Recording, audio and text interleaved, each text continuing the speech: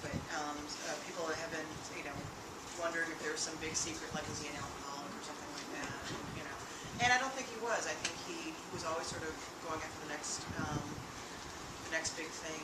I also kind of wonder, there was definitely a little bit of an artist in him because he was a musician, he played the fiddle, and I wonder if that had something to do with his work ethic a little bit. He worked hard, but I think maybe there was a part of him that sort of felt like, well, if I'm working really hard to,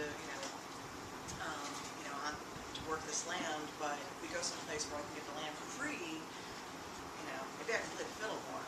I don't know. That's my theory, but there's definitely nothing, nothing like really, big secret about it. If sleep tight doesn't reference the ropes in the bed, like does it reference? You said that was correct. Yeah. Apparently, tight was used kind of meant soundly. It was just a different definition. It didn't mean that you tighten the ropes on the bedstead. It meant that that tight just meant, I think soundly, quietly, peacefully, like sit tight, Isn't that followed by sleep tight? Don't let the bed bugs bite, yeah. Which people say comes from like the little bugs that were in the ticking. I don't want to.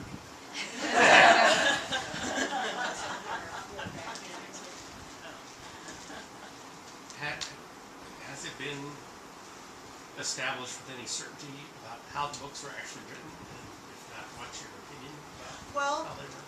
It's easy to see. The records. If you go to and I haven't actually gone because I decided to be more of a tourist than a researcher. But if you go to the Hoover Presidential Library, the Laura and Rose archives, all their papers are there, and you can look and see manuscripts and see what Laura wrote originally in pencil in the notebook, and then Rose contributing to it. So the documents really show that that Rose definitely edited, in some ways collaborated. There's lots of correspondence where they went back and forth and discussed things, kind of in an author-editor relationship. Sometimes a little more on Rose's part, but it's funny because my opinion is I know this intellectually, but at the same time I still kind of think of Laura as the author, and it is my opinion that for one thing, Rose never wanted to be credited with being involved in Little House books. For some reason, she insisted that everything her mother wrote was true, even though it wasn't, even though it was definitely fiction and things were crafted and constructed. But and whatever her reasons were, they're a little strange. But I also think that Rose couldn't have written Little House books on her own, and I think her pioneer novels are a testament to that. They're good, but they're really about ideas, and they don't really have the kind of sense of place that the Little House books have, and I think that's really what Laura contributed. So there's a great book by Pamela Smith Hill called Laura Ingalls Wilder, A Writer's Life, and that goes a lot towards making a case for the fact that even though Rose was definitely the accomplished writer, Laura was a writer too. So that's my opinion. Let's see. Which one was your favorite book, and did it change when you reread it? It changes all the time. My favorite as a kid was On the Days of Plum Creek, and then rereading them, I really fell for By the Shores of Silver Lake because that's kind of a crazy book. Because everything is so transitional, and you have suddenly this crazy new figure of Lena sort of pop out of nowhere, only to kind of sort of disappear, and there's sort of the sense that there's a whole other way to live, and she has this whole other sort of crazy life that he lives. I'm also a really big fan of Little House on the Prairie. I think it's probably the most literary of all the books. It's the most fraught in some ways, but I love it. How is it? Really? Is that done? I just want to make sure everyone catches. Yeah. Did I just I think it went past the clumpy stage and got to something else. So, once it's clumpy, what you do is you start, you rinse off you start rinsing it off and pressing it, squeezing out the buttermilk. And so now I think the buttermilk has gotten sort of mixed back in. It's got, it's but it's a lesson we have learned. So, yeah, but thank you.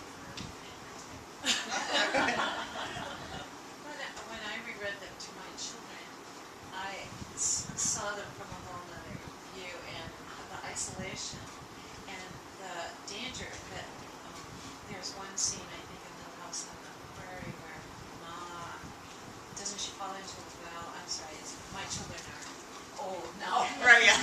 It's been a while since I've read this. The neighbor who helps build the well with him, he gets overtaken by the methane.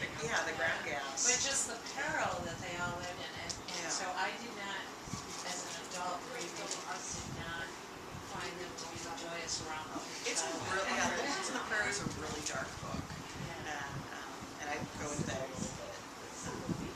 That and I think a lot of it's the TV show. It's because the TV show sort of took that name of, like I said, what I think is sort of the darkest book, and then attached to this sort of family friendly, and for the most part books are, but it sort of changed everyone's sort of snap judgment of them.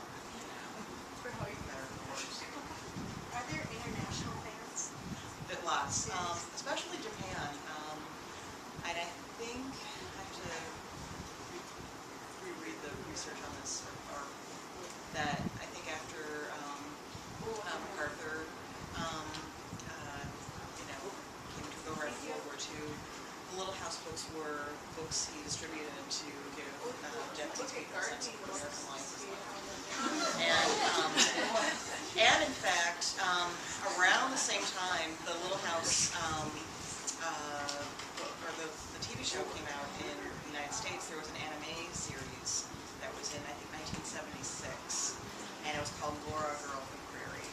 And, only a few episodes aired, and it's really, really hard to find. You can't even find it on video, and you can find a few clips on YouTube.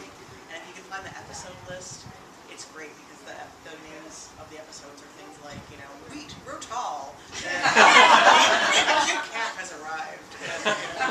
So it's great. I mean, they've been translated into something like, over 30 different languages. And so there's, and I've gotten stuff from people in South America, like emails, saying, trying their best English. I hear you like Laura, So there's definitely an international following. Are there descendants of Laura's family of origin, and do they have any kind of, family history stories that have come down that may or may not be similar to There are no direct descendants because Rose did not have a child. Yeah, she did not have a child who lived beyond infancy, and none of the other girls did either. And but there were plenty of cousins, and there are lots of descendants from there. I don't think anyone had ever really sort of debated about the account. Partly because I think it had been Laura was in her 60s when she wrote the books, and she kind of she really outlived a lot of her family. So anyone who was around to say otherwise, I don't think it was just that though.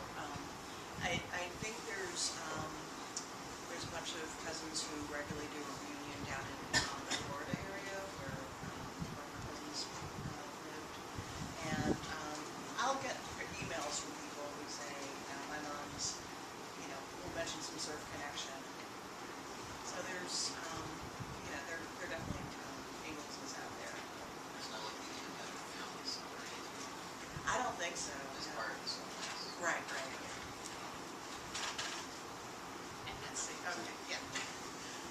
Okay. Did you ever decide whether she had set out to write a fictional series, or did she set out to write an autobiography as a fact? Well, originally she wrote Pioneer Girl, which was still unpublished to this day, unpublished manuscript, which was pretty much all the same the same material, but written from the first person and written for adults. And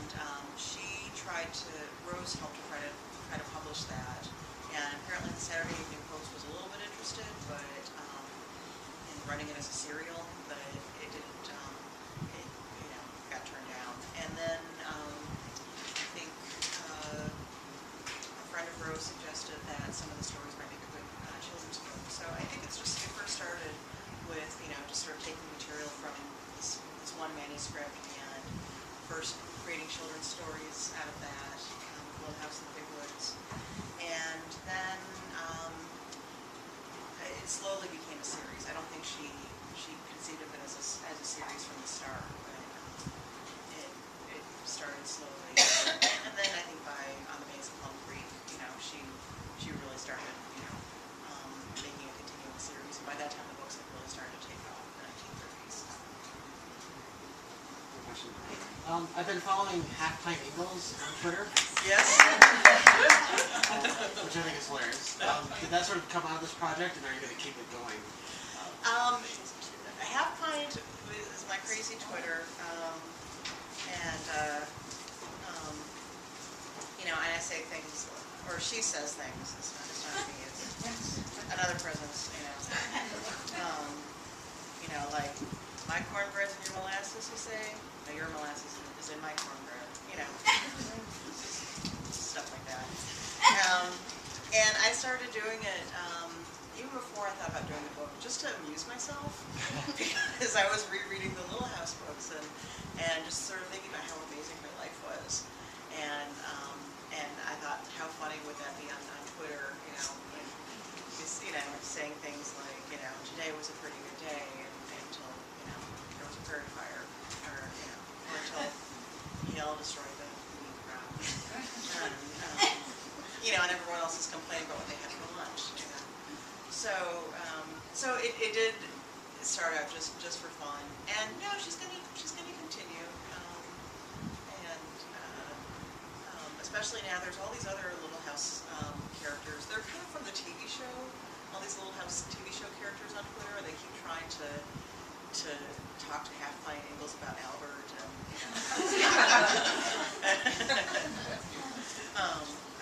but it's I don't know. It's an interesting problem to have. So. Where did Albert come from in the TV show? Is that just somebody's idea of how to introduce a new life? I think so. I think every time, I think after a while, every other season, they're like bring in another orphan. The 1970s solutions to sagging sitcoms always bring a younger child in. Right? Yeah. Brady Bunch. Yeah. I think maybe they wanted a boy character. Didn't they have a son that died? What?